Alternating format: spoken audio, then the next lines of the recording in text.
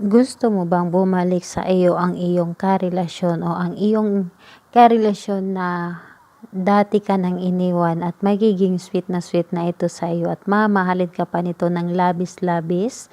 Kung yes, please continue watching.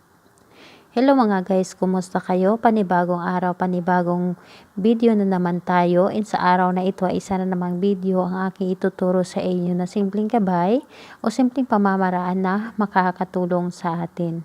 At bago ang lahat, gusto ko lang mag-disclaimer sa mga taong hindi naniniwala at hindi gusto ang mga kagaya nitong video.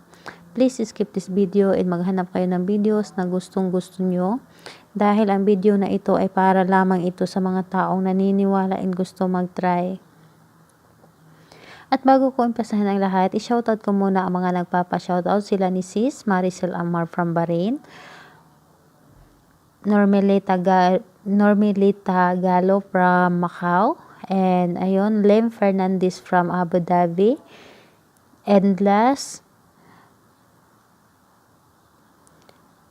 Kalising Lin from Eastwood, Manila City. And ayun, ang ating topic ngayon is kung paano na bumalik ang iyong dating karelasyon o bumalik ang iyong ex sa iyo at sa kanyang pagbalik nito ay magiging sweet na ito sa iyo at mamahalin ka pa nito ng labis-labis. Yes po, ito ang ating topic ngayon at ito ay isa makakatulong sa atin dahil ito ay laging nire-request sa akin paano mapabalik ang kanila mga relasyon. O marami naman akong mga in-upload na pampabalik ng mga magkarelasyon o pampabalik ng mga ex, ngunit ayun, kailangan talaga is may lagi tayong may mga option. Ito ang ating gagawin ngayon is kailangan lang talaga na maniniwala ka dahil kapag kulang ka sa tiwala, posibleng hindi ito tatalab o tatalab ito ngunit hindi ganun kadali. Medyo matagalan siya. Kailangan talaga is wala kang duda kapag gagawa ka ng mga spell. And ayun, pwede ito sa mga babae to babae, lalaki to lalaki, pwede ninyo ito gawin. And pwede rin ito sa mga magkalapit, pwede rin ito sa mga malalayo. Kayang-kaya ninyo itong gawin. Ngayon, ano nga ba ang ating kailanganin na materialis upang magawa natin ang spell na ito? Ang gagawin lang natin o ang materialis na ating gagawin dito o materialis na ating kakailanganin is kailangan natin dito ng kailangan lamang natin dito ng isang kandilang puti. Kandilang puti ang ating kailanganin or kung meron kang pula or pink, pwede na rin. Pero kung wala, is puti na lang kung meron kang puti. And kailangan din natin ng honey. Kailangan din natin ng asukal, mapa-white or brown sugar, walang problema. And pwede rin, kailangan din natin ng pamintang powder. Ayun ang ating kailanganin. Pero kung wala kang pamintang powder, pwede na rin na pamintang buo tapos durugin mo na lang para magiging powder ito. Kahit naman ay hindi gaanong durog ay okay lang naman, walang problema. Ngayon sa ating paggawa nito is kailangan natin ang 100% na tiwala upang gumana kaagad ito at labis-labis kang mamahalin ng iyong ex at ma-realize niya ito kung bakit kanya iniwan at gaano kanya kamahal. Kumbaga, magsisisi ito na iniwan kanya. Ito ang ating gagawin is pagsisihin natin ang taong nang iwan sa iyo at babalikan kanya at mamakaawa itong para balikan kanya o para balikan mo siya. Napakasimple lamang. In ayon, ang gagawin mo dito is una, kumuha ka syempre ng panindi. Ayun. And ayun sa mga nagtatanong, sis, pwede ba na kahit anong klaseng kandila or kahit anong shape ng kandila? Yes, pwede. Kung ano ang kandila na meron ka, hindi naman kailangan na ganitong kandila ang iyong gagamitin. And ayun, gumamit tayo ng kandila na yung hindi pa gamit. Kailangan bagong kandila ang ating gagamitin dahil may tao tayong pababalikin. Ngayon, napakasimple lamang. Ang gagawin mo, is halimbawa, ang iyong kandila ay sulatan mo ng pangalan at apelyido ng iyong target. Sulatan mo, and ayun, kapag ang iyong kandila naman ay mahaba, sulatan mo, and ayun, sa pagsulat mo, halimbawa ganito. Halimbawa ay ito yung kandila. 'Di ba yung sindihan niya ay dito. Halimbawa dito ang sindihan ng kandila. Ang gagawin mo is galing dito sa baba, papataas yung pangalan at apelyido ang pagsulat mo. Kailangan mag-umpisa ka dito sa baba, pataas.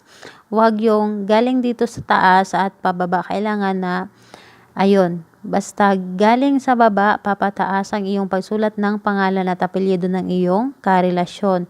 And ayun, pero kung ganito naman is okay. Pero kung wala talagang ibang kandila, is yun ang ating gagamitin kung ano ang kandila na meron ka. And ngayon, kapag nasulatan mo na ang iyong kandila ng pangalan at apelyido ng iyong target, ang gagawin mo is pahiran mo ito ng honey gamit ang iyong kamay. Pahiran mo ng buong katawan. Halimbawa, ganito ang iyong kandila. Kailangan buong katawan ng kandila ang pahiran mo ng honey. Kailangan talaga buong katawan. At hindi mo lang isali yung dito yung panindihan. Kailangan buong katawan ng kandila or ganito, punuin mo talaga ng kandila. And ayun, kapag nalagyan mo na ng honey ang kandila, ang gagawin mo is yung kandila, kumuha ka ng plato na mapag-anuhan, dahil halimbawa ito ay yung kandila, tapos na napaliguan mo na ng honey, napahiran mo na lahat. Ang gagawin mo is budburan mo ito ng ng pamintang powder. Yun. Ayun, ipahiran mo ito, budburan mo, kumbaga ipaligo mo dito lahat yung pamintang powder, ipaligo mo lahat dito sa kandila. Tapos pagkatapos nun, kapag nalagyan mo na lahat ng katawan ng kandila ng honey at yung pamintang powder, ang gagawin mo is isunod mo yung asukal, ipaligo mo din dito, kumbaga ipatong mo lang sa mga pamintang powder na binuhos mo dito, at iano mo dito sa kandila. And ayun, kapag nalagyan mo na ng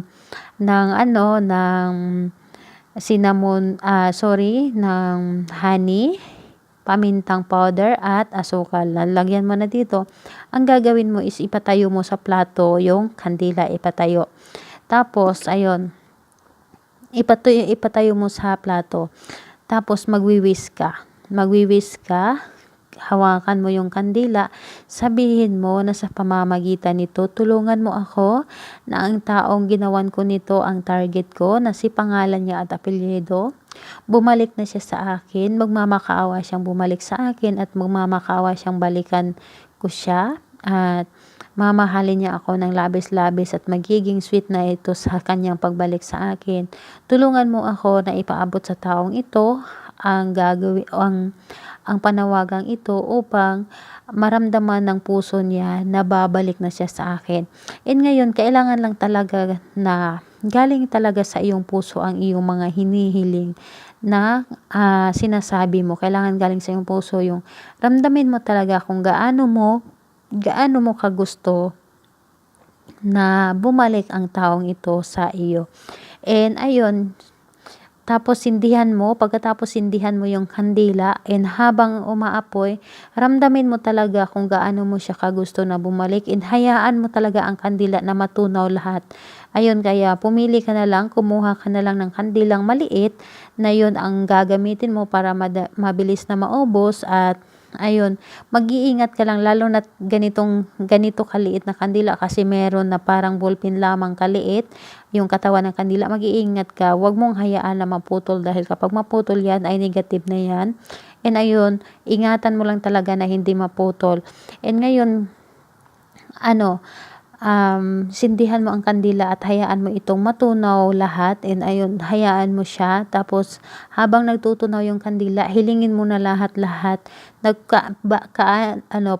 paano mo gusto na bumalik yung ex mo sa iyo. And ngayon, kapag natunaw na yung kandila, ang gagawin mo is itago mo lang yung natunaw na kandila at itago mo lang hanggat bumalik na ang iyong ex. And ayun, kapag ramdam mo na nagparamdam na ang iyong ex is kunin mo na at pwede mo na siyang itapon or ibaon.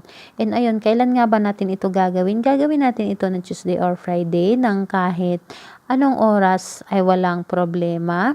And pwede rin sa new moon or full moon ng kahit anong oras sa gabi. And ayun, sana ay makatulong ito sa inyo. And kung may mga katanungan kayo, i-comment nyo na lang sa baba upang ma-replyan ko kayo. And ayun, don't forget to subscribe to my channel. Bye bye everyone. God bless us all.